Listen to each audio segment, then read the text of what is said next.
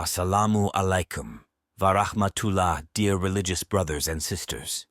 How many people are left in the world who live the life they want?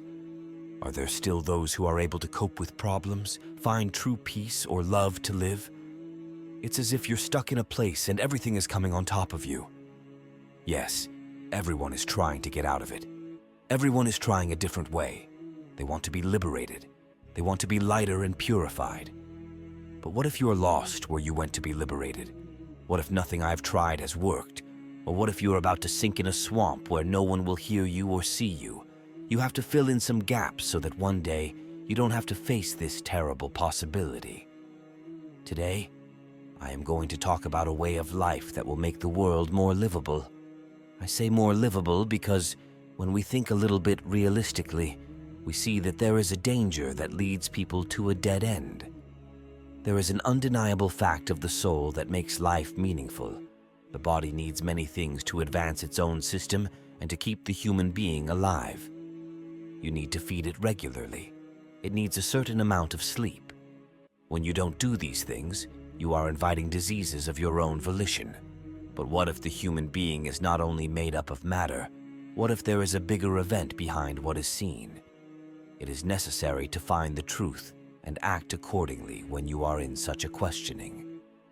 From now on, realize that you have a soul, that in addition to your needs such as hunger, thirst, and sleep, there are some intangible needs that concern your soul.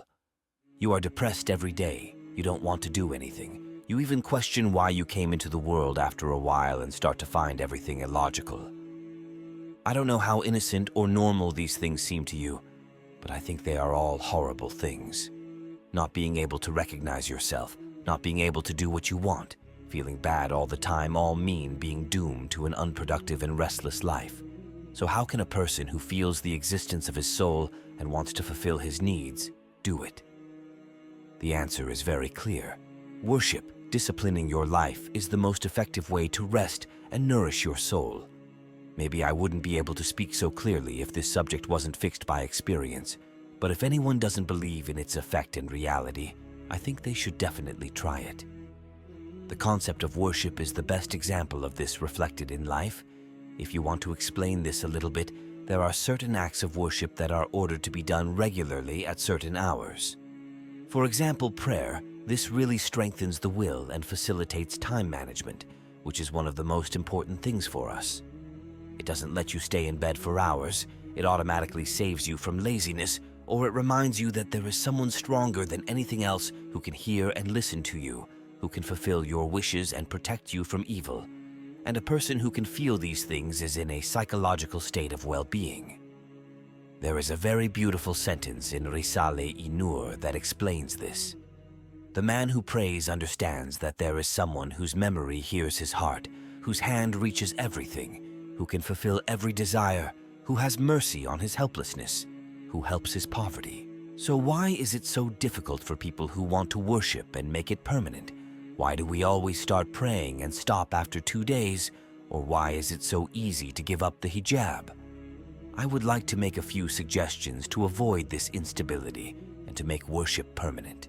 First of all, know what you have to do, why you have to do it, and for whom you have to do it. You're not doing it to look good to people or to get rid of your parents' insistence. You're doing it to save your hereafter and then to organize and beautify your life in this world. Learn the benefits and gains that the worship you want to do will bring you. Research and gather information in depth, especially on topics such as prayer and hijab. Really, what you don't know and what you don't know is your enemy, so if you want to make it a habit, pay some attention to this issue. Don't be a perfectionist. This is one of the biggest traps of Satan. Start with small goals, as small as I can do. For example, if you can't wake up for morning prayers, don't give up right then and don't give up on the other times of the day. Where you can catch it, hold it. Even if you can't do it fully, even if it's a little bit, don't let it go. By doing so, you will strengthen your willpower and reach your goal.